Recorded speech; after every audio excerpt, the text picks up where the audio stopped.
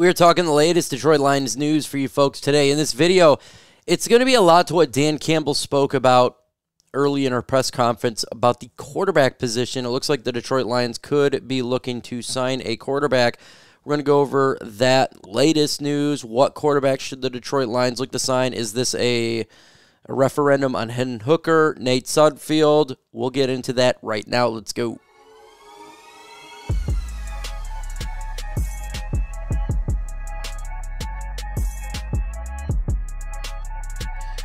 At some point, other content creators are going to be on here making content. It's not happening at this moment. Still waiting on this. When it does happen, I will be the first one to be excited and ecstatic when other videos are put on here. Let's get into the latest Detroit Lions news here. Hendon Hooker injury update. No timeline to return. Detroit may add a quarterback. Dan Campbell spoke that they look to may add another quarterback because Hendon Hooker right now is in concussion protocol. Nate Sudfeld is not in concussion protocol, but his play is in a horrible protocol, so the Lions need to have a situation in the backup. So speculation begun. Who would the Detroit Lions look to sign?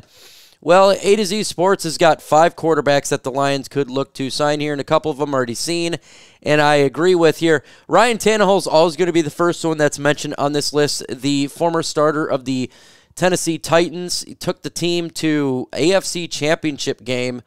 He was a pretty good starter for them. Obviously, they went in a different direction, and he's now a free agent.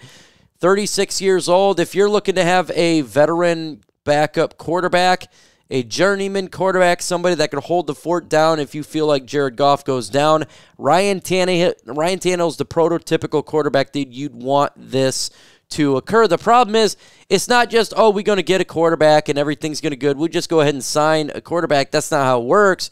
It's all about money. And Tannehill is, if he does get signed, he's going to cost the Lions a lot of money. You'd think between $7 and $10 million just for a one-year deal for the quarterback position to be a backup.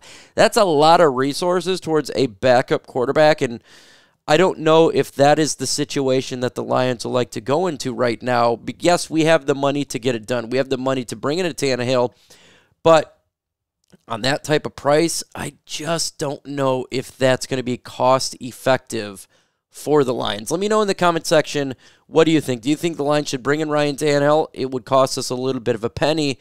Let me know your thoughts in the comments below. The next quarterback they put here is A.J. McCarron. And, yeah, he's played for the UFL right now, but he's been on NFL rosters as backups. And let's keep it 100. He is better than Nate Sudfeld. Even though he's not good, he is better than Nate Sudfeld. So if they're looking just for someone to hold down a preseason game, if they just want to hold that down for a preseason or two, you could do an A.J. McCarron to be the placeholder for 2 preseason games. That's possible, waiting for a Hendon Hooker to get better. With that said, that's not, I guess it's kind of like you'd get rid of Sudfeld for another Sudfeld, in my opinion. A little bit better of a Sudfeld. I don't know if that's something the Lions would do here. Next quarterback got Blaine Gabbert. I think this would be a decent one to have. He was backed up Tom Brady. He backed up Patrick Mahomes. He backed up San Francisco as well. He's another journeyman quarterback, and he's not going to cost that much. Maybe $5 million, $4 or $5 million to get a Blaine Gabbert. I think that would be suitable for a price for a backup quarterback, cost-effective, maybe a little bit more, not as much as Ryan Tannehill. And he's had plenty of experience, in-game experience.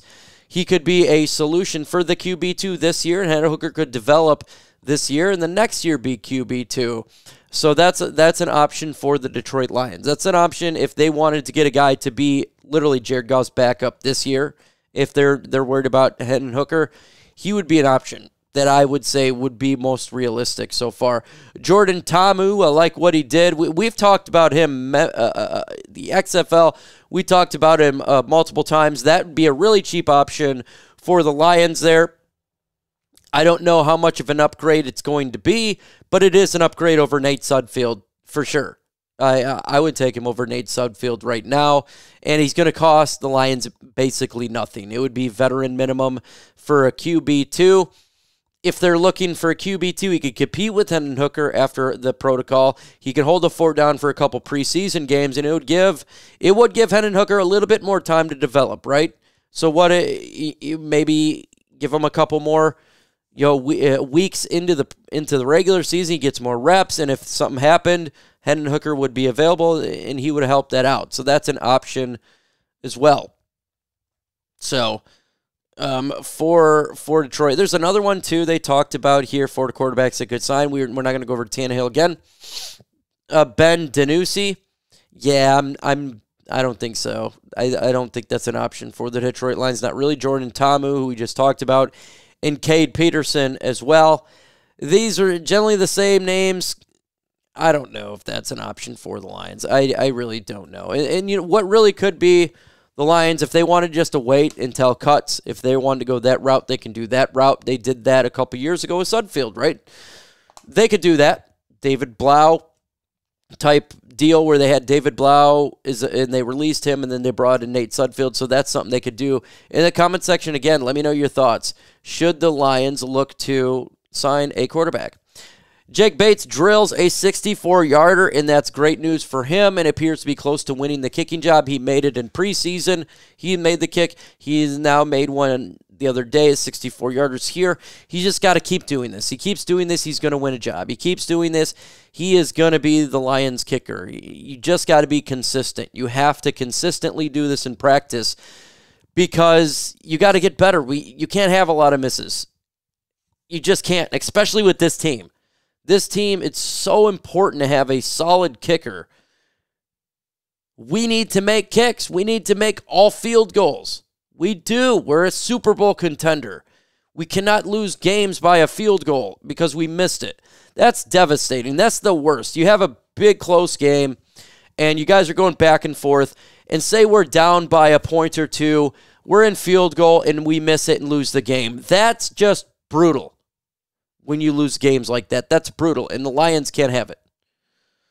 Jake Bates, he's going in the right direction. Just keep stacking field goal kicks to stacking field goal kicks to stacking more, and the more that you do that, you're going to solidify yourself. You're going to build confidence in the coaching staff and in the fan base and yourself that you can do this, that you can be an NFL kicker, that you can basically go from a UFL to an big-time kicker in the NFL for a big team, for a Super Bowl contender. That's a significant jump for Jake Bates, and we'll see if he can actually do it.